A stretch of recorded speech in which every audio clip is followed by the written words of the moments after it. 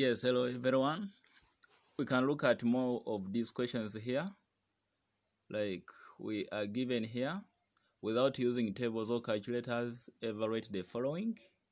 We are tasked not to use tables or calculators, and they want us to work out or evaluate these questions here, like the way you can be able to see here A and B. So what are we going to do? We can first begin with A. We are given 0.0016 raised to power a quarter. So if we are not to use a calculator, the first thing we look at inside a bracket, and it is a decimal number. Therefore, we can write it in as a fraction, and as a fraction to be 16 divided by 10,000. Why? Because after the decimal here we have 4 digits. Therefore, here we have to write 16 divided by 10,000, and it is being raised to power 1 out of 4. Then after that, we have to prime factorize 16 and the 10,000. Therefore, we can express them as in 16 as 2 to power 4 and 10,000 as 10 to power 4. And all of them are raised to power a quarter, the way you can be able to see here. After that, we have to expand the brackets, or we open the brackets. And when we open the brackets, the powers inside, they multiply the power. They are all multiplied by the power which is outside. That's why we are coming up with this step here. And when you simplify the powers, you find that a quarter and 4, they simply cancel, leading us to this. So what we get 2 divided by 10, and the final answer will be 1 out of what? 5. That's the answer to part A. When you come to part B, it is similar to part A. The only thing here, we are having now 3 terms, and they are being added together. So the first thing, again here, we convert them to fractions. That is the first one, 225 divided by 100.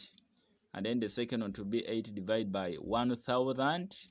And then the third one to be 27 divided by 1000 also. And they are being raised to those powers. Here we have a half, here we have a third, and also a third here.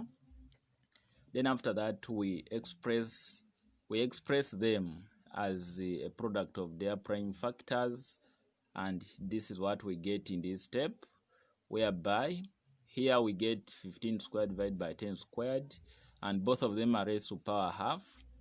Then when you come to the second part, 2 cubed, that is 8 divided by 10 cubed, which is 1000. Then here we have 3 cubed divided by 10 cubed, and all of them are raised to power a third, which is the outside power after the bracket. Then after that, the next step to be simplifying the powers. You open the brackets, implying that the powers outside, they multiply all the powers which are inside. And when you simplify those powers, it leads us to this. So what we get to be 15 divided by 10 plus 2 divided by 10, and then plus 3 divided by 10. So after that, we get the LCM, and when you simplify further, you get 20 divided by 10. Therefore, our answer is, it is true. So we can leave that. We come to another part. We have more questions here. So more questions here. We have this part here also. That's solve for x in the following equations. Remember, these ones are about still indices, and they want us to solve. They are in equations form.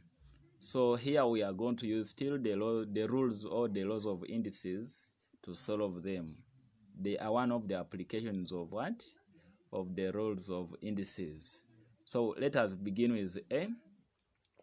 A, we are given a 3 to power 2n plus 3 equals to 81. And they want us to solve, meaning they want us to get the value of n. Therefore, what we are required to do here, since this side the base is 3, and on the opposite side it is 81, then it means that we can express 81 in terms of 3. side that it looks identical to what is on the opposite what side. So here where 81, we have to write 3 to power 4, which is in terms of 3. Okay, so say that the bases on the left hand side, the base on the left hand side is similar to that on the right hand what side. So after that, then here we can say that since the bases are the same, then we equate the powers. It is a rule in indices. When we are equating indices whose bases are the same, then it implies that their powers are also the what? The same. So we equate the powers, and when we get the powers, we get 2n plus 3 equals to 4 from the above step. Then solving for n, we make 2n the subject, we take 3 to the opposite, becomes negative. So what do we get? We get 2n is equal to 1. Okay, and then to get the value of n, we divide both sides by what? By 2. And therefore the value of n which we get, it is 1, or it is a half, which is 1 out of 2.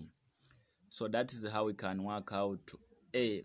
Let us look at B. It is similar to A.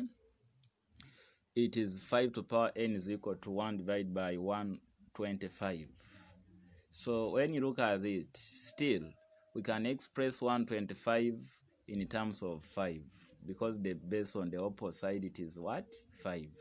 So 125 here, we can do prime factorization here. 125 is the same as 5 cubed. So where 125, we write 5 cubed. So after that, then it will be 5 to power n is equal to, now we can bring 5 cubed to the numerator. Its power will become negative. Remember, it was positive, so now it will become what? It will become negative. When you take the reciprocal of this, the sign of the power of 5, it will change. It was positive, so it will now become what? Negative. Then after that, we are equating indices whose bases are the same.